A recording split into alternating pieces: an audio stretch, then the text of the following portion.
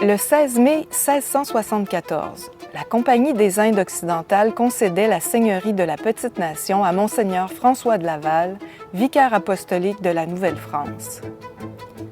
L'appellation Petite-Nation a été choisie par Louis de Buade de Frontenac, gouverneur général de la Nouvelle-France, en référence au nom donné aux Ouescarigny par Samuel de Champlain, soit la Petite-Nation des Algonquins. Pendant les millénaires d'occupation par les Premières Nations, avant le contact avec les Européens, la Grande Rivière des Outaouais était la route principale.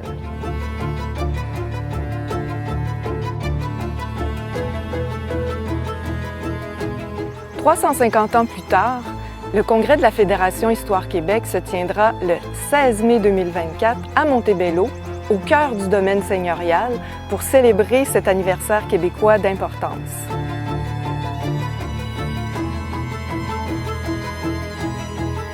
En 1680, la seigneurie de la Petite-Nation est donnée au Séminaire de Québec.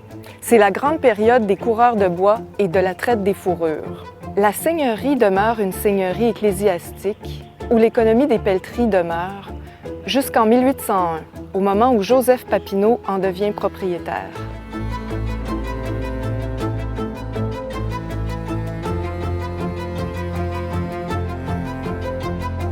C'est avec Joseph Papineau que commence la colonisation, l'agriculture et l'exploitation forestière. Son fils, Louis-Joseph Papineau, désigné personnage historique national en 2021, devient seigneur à son tour en achetant la seigneurie de son père en 1817. Louis-Joseph Papineau a été député à la Chambre d'Assemblée du Bas-Canada de 1808 à 1838.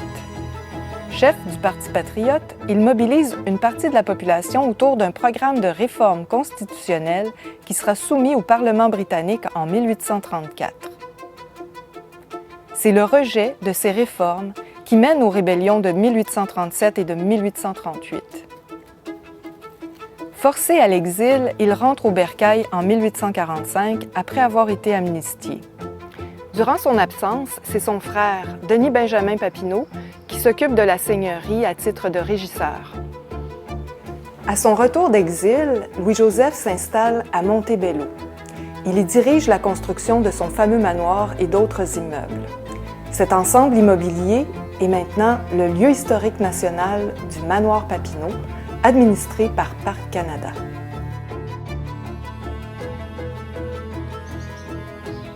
C'est sur l'ancien domaine seigneurial Papineau, en bordure de la majestueuse rivière des Outaouais, que se trouve l'une des plus grandes constructions en bois rond du monde, le château Montebello.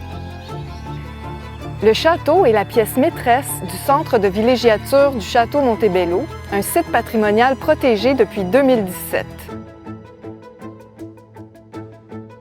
C'est précisément au Fairmount, le château Montebello, qu'on accueillera le 58e congrès annuel de la Fédération Histoire Québec du 16 au 18 mai 2024.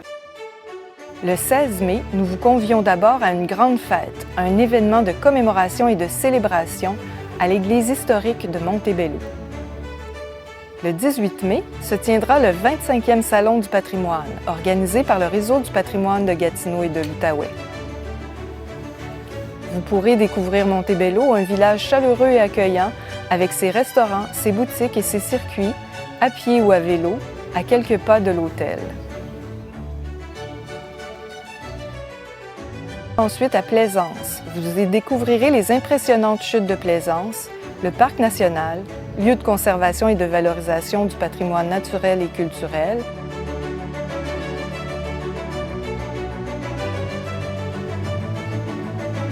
À Papineauville, vous visiterez le centre de généalogie de la Petite-Nation, le circuit patrimonial, le parc du moulin seigneurial Papineau et la maison du meunier, la plus ancienne maison de l'Outaouais.